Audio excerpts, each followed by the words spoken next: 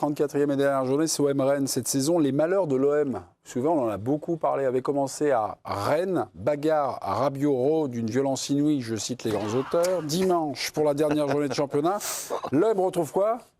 Le Stade Rennais. L'OM éliminé de l'Europe par Rennes, est-ce que c'est écrit à cette question? Il y a 2 lectures différentes, même 4 lectures différentes, c'est un super duel. Mais oui. Phil et Pia, c'est écrit.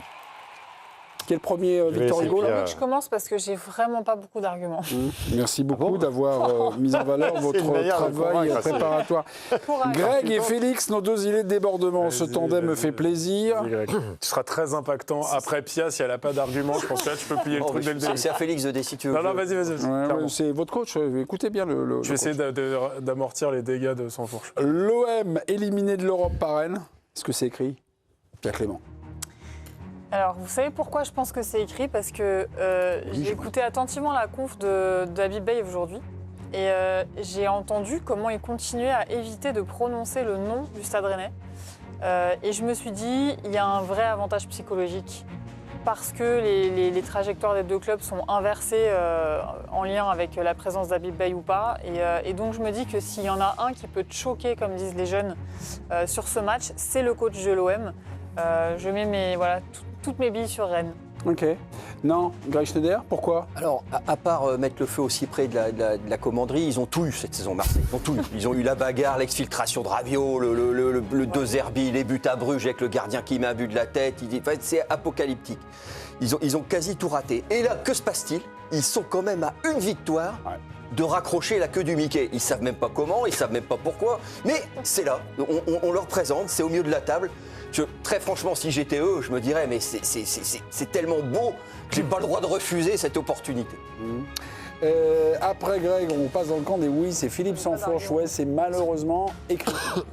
Oui, parce que j'entends Greg nous parler de si j'étais eux, machin. Mais en fait, on parle de quoi? On parle de quelle entité? On parle de joueurs qui, pour les 3/4, savent d'ores et déjà qu'ils seront plus là la saison prochaine. Donc le projet collectif, il n'y en a pas. Et tout ce qui s'est produit cette saison est le fruit de cela. C'est-à-dire que dans tous les moments cruciaux, que ce soit en Ligue des Champions, que ce soit même la Coupe de France, chez eux, contre Toulouse, ça passe pas. Parce qu'en fait, au moment où tu dois avoir ce supplément d'âme, tu l'as pas. Donc c'est en ça que quelque part, c'est la boucle est bouclée. Ok, c'est purement logique. Alors qu'est-ce qu'on dit de ça, Félix? Vous êtes coincé, vous êtes dans la très intéressé par cette séance d'analyse de marre de café, mais bon, d'un point de vue foot, Rennes aura la tête à 3 stades. Le Vélodrome, mais Pierre Mauroy, il y aura Lille qui jouera, et aussi au résultat de Lyon. Ils sont focalisés sur ce truc-là pour un groupe jeune qui n'a pas l'habitude de le jouer. L'OM n'a qu'un match à jouer finalement. La dernière fois que Rennes a joué un match dans des conditions comparables, c'était au Parc OL, au Groupama, faut dire, contre Lyon. Rennes a laissé beaucoup d'espace et Lyon leur a fait très très mal. Je pense que le collectif marseillais en transition est inférieur à celui de Lyon, et je pense que Marseille, avec ce seul match, se préoccuper de soi, avec les espaces qui leur ont tellement manqué cette année, c'est pour eux. Marseille. Les matchs capitaux, les matchs cruciaux, c'est cette saison. Ça peut être compliqué, mais on y va, Jo. Jo, c'est Félix, Pia ou Greg et Phil. Moi, je trouve qu'il y a eu beaucoup de choses qui sont allées contre l'équipe de Marseille et qu'il n'y avait pas eu forcément de vraies belles réactions. Et Félix, moi, je pense que Rennes, ils vont être à Marseille ce match-là. Ils ne regarderont pas ce qui se passe ailleurs. Parce que je pense que, je ne sais plus qui disait ça, qu'ils avaient noté ce rendez-vous depuis l'éviction d'Habib Beye. Et je pense que les joueurs de Rennes, ils vont arriver là-bas avec un petit supplément de faire quelque chose là-bas. Valentin Rongier a dit exactement le contraire. Il était interrogé aujourd'hui en conférence. On n'est pas obligé de le croire. C'est pour mieux préparer sa conquête. On n'est pas obligé de le croire. On dit, il n'en a pas parlé cette semaine. Je dis peut-être la semaine d'avant, mais voilà, cette semaine, en tout cas, ils n'ont pas parlé. Je cite Valentin Rongier. On a parlé avec certains, ils sont à bloc de Chabat. Ah, je pense. Là-dessus, tu as raison. Ils sont à bloc de Chabat? Ah ouais. Ils sont à bloc de fou. C'est contre Marseille ou contre Habib? Malheureusement. On est bien d'accord. Ouais, à ce point-là. Contre Habib. Oui, je pense, contre Habib. Voilà.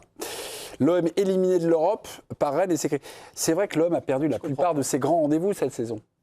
Les matchs basculent, le fameux trophée des champions où ils nous sortent quand même un très très beau match face au Paris Saint-Germain et puis ça bascule. Bruges, une calamité. Au Vélodrome, ils battent Paris, ils battent Monaco. C'était un gros rendez-vous, Monaco, à l'époque. Ils battent Lyon aussi, pas le même. au Vélodrome. J'ai une question, je ne comprends pas. Manifestement, je parle à l'ancien joueur. Ils ont l'occasion, s'ils gagnent à Marseille, d'aller en Ligue des Champions Rennes. En quoi le cas Beye Non, mais ça a été par rapport à ce qui s'est dû se passer. Ouais, mais par dans rapport à le vestiaire. fait d'être en Ligue des Champions, c'est quand même. Non, mais c'est un truc en plus. Bien sûr tu qu'ils t'en sers forcément. veulent essayer d'atteindre cette 4e place. Bon. Mais ça veut dire que tu cours plus, tu fais plus d'efforts. Enfin, moi, j'ai du mal à. Ça plus dépend près, pas quoi. d'eux. Ça dépend pas d'eux. T'as Lyon et Lille qui jouent à domicile. Oui, non, mais par rapport au cas Baye, c'est parce que si on met Baye au centre, je vois pas en quoi. Alors même si, c'est pas au centre, même si c'est pas t'es au amer centre. ou si t'es, tu vois, le Non, fait mais d'être en c'est pas que ils vont pas à Bibey, ils ont la qualification pour la Ligue des Champions et ça un petit truc en plus quoi. C'est un Je pense appui qu'ils vont plus être encore concret tous, pour ta motivation au moment où tu joues. Regardez, il y a eu. On a fait les petits rapports entre l'OM et Rennes, et nous, évidemment, on a fait un focus avec l'altercation, la bagarre, la baston entre Rowe et Rabiot, qui a valu l'éviction. Mais déjà, Merlin et Rongier signent à Rennes, et puis évidemment, il y a quelques mois de cela, on a vu que Baye, donc, qui partait, appelé par Mehdi Benassia. On les dit en froid, d'ailleurs. On les dit en froid. Habib Beye et Mehdi Benassia. C'est pas ni le style de l'un ni de l'autre de se mettre en froid pour si peu, quand même. Ah ouais. Non, loin, ouais. non, d'accord. Ok, très bien. Bon, Il y a eu des interrogations assez vite sur Baye. Ils l'ont pourtant, c'est Mehdi Benassia qui l'a fait venir, mais il y a eu des interrogations assez vite. C'est-à-dire Notamment dès le match contre Toulouse en coupe, ils se font sortir au pénalty. Ouais. C'est-à-dire que tu sais quand même un truc, c'est que Toulouse, ils ont des grands qui montent sur les corners et t'as pas un bloc. Par exemple, il n'y a pas eu de bloc pour les empêcher de naviguer et d'aller prendre les. Oui, mais en tout cas, moi je vous dis, le ressenti de la direction Franchement, les coups de marseillaise. pied arrêtés, hein. J'ai pas, ouais, mais en tout cas, ça a un peu étonné la direction marseillaise de ne pas travailler cet aspect, parce que c'est Nicolas Hyssen et ils étaient deux, ils sont promenés tant qu'ils sont sur les corners. Alors Toulouse, c'est le truc, voilà. Ok, pour Habib Beye. C'est une journée multiplex, c'est la dernière journée. Ah oui. On est allé poser des questions à nos chroniqueurs. Tous les 9 matchs se jouent en même temps. Le match de Ligue 1 que vous allez suivre en priorité, j'ai 2 réponses, j'ai 2 matchs. C'est Pia et Philippe, vous êtes encore ensemble. Votre écœur est pour le Paris Saint-Germain, évidemment, comme d'habitude.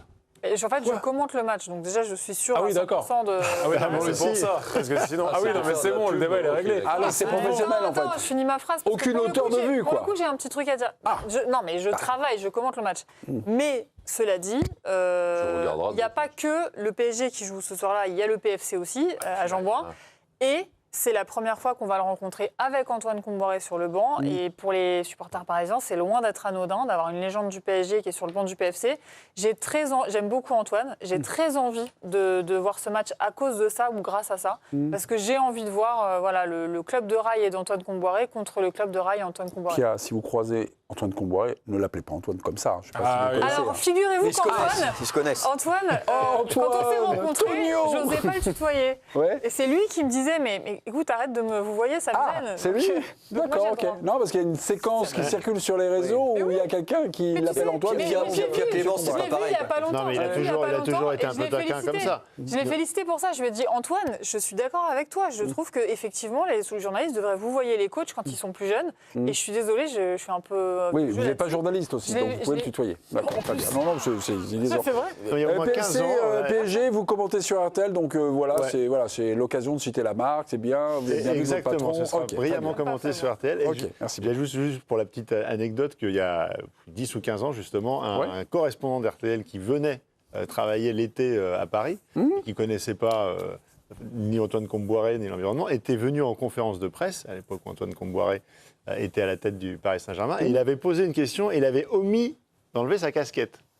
Et il s'est pris la même volée C'est vrai. Ah oui. que celui qui a osé le tutoyer. Il a dit, Ouais. écoutez, commencez par enlever votre casquette et après vous pourrez me poser la question. Il a raison parce que c'est un message à ses joueurs aussi quand il dit ça aux journalistes. Ok, très bien. Bon, bah là, oui, On parle pas de Brest-Angers, du coup. Greg et Félix, Brest-Angers. Ah, Brest-Angers. Félix. ouais. comment Ah bah Brest-Angers, quoi.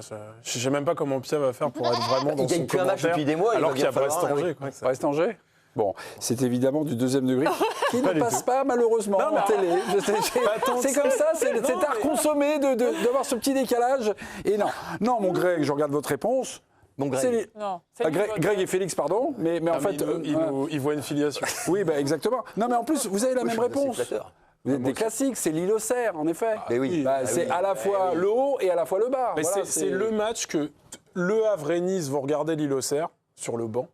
Et Rennes et Lyon vont regarder l'île Auxerre en haut. Donc c'est Lille-Auxerre. C'est l'acmé de cette Ligue 1, c'est Lille. Et le grand truc, c'est Auxerre barragiste et Lille en Ligue des Champions. Ouais, mais Auxerre, Est-ce que vous la voyez comme ça, Non, cette non, dernière Attention journée au Havre. Attention au Havre. Ah ouais Non, Bah, ouais, oui. Parce qu'il y a Nice-Metz, Ouais. a priori. Bon, le Ça foot, voudrait dire voilà. qu'Auxerre fait un truc à Lille. Je crois à ça. Je pense que, effectivement, pour aller dans ce sens-là, Auxerre a trouvé une équipe depuis 6, 7, 8 semaines. Ils ont quand même trouvé quelque chose après laquelle ils ont couru toute Ils la sont saison. 12e de la phase retour. Bah, ce qui Ouais. est, voilà, et ce qui est d'autant qu'ils commencent à avoir des attaquants qui marquent des buts, ce qui est d'un peu. Et Lille, qui est une excellente équipe et avec une bonne mentalité, intense athlétiquement, mais c'est une équipe qui marque peu de buts, qui n'est pas extrêmement facile dans l'expression offensive et dans le. Donc t'as vite fait de prendre un. Si tu prends un but, tu fais quoi? Enfin bon, voilà. Donc Auxerre se sauve. Non, mais ça se joue. C'est pas un truc. Si c'est 3 minutes pour dire que finalement Auxerre sera barragiste, ça sert à rien.